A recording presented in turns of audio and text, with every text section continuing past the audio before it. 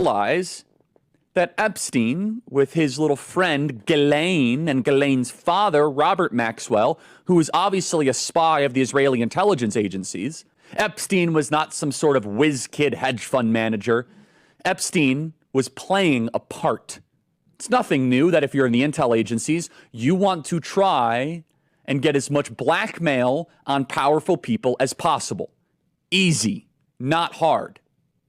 And this is no longer just speculation. First of all, the evidence that shows that Epstein was a creation of either Mossad, Israeli intelligence, American intelligence. And one thing a friend said to me, interestingly, which is, okay, Charlie, we've pushed back against the media on COVID, on lockdowns, on Ukraine, on the border, on so like maybe we should also ask a question. Is the media totally presenting the truth when it comes to Israel? Just a question, that maybe we shouldn't believe everything the media says, because I know I've been conditioned to ask a lot more critical questions over the last couple of years. So, Ben, some people would accuse Israel of wanting to ethnically cleanse. Some people in the Israeli government are saying, again, it's all over the place, right? You have opinions all over.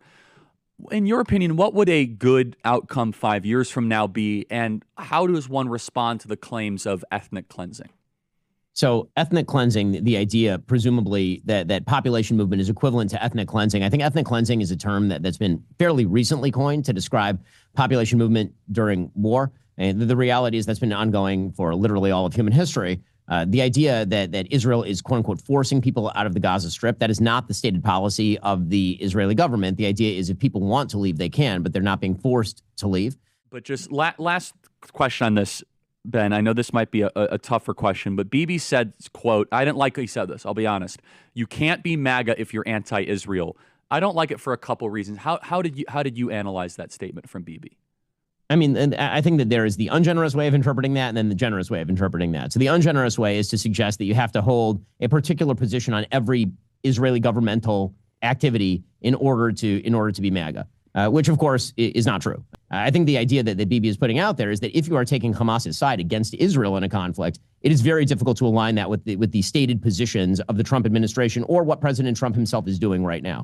I certainly is true. You cannot look. I think you can have disagreements on Israel and still be MAGA. Obviously, the ADL, by the way, has spent decades. The ADL raises nearly $100 million a year to just quote unquote fight anti-Semitism. They've been oddly quiet recently. Why? It's because they're only focused on random conservatives in middle America. The ADL makes liberals think that random Trump voters in Idaho want to do a second Holocaust when the Jew haters were right in front of them the whole time.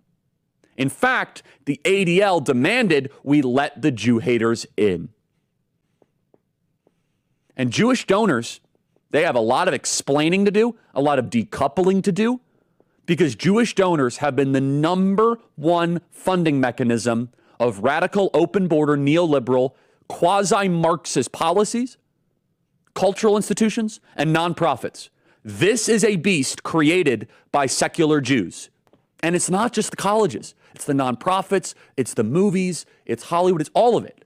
But before I let you go, I want you to address one thing, and it's just the absurdity of it. Some of the internet rumors that somehow Israel is behind the Charlie Kirk murder, and I don't believe it for 1 second. But I want you to make a statement. It's so absurd. That's insane.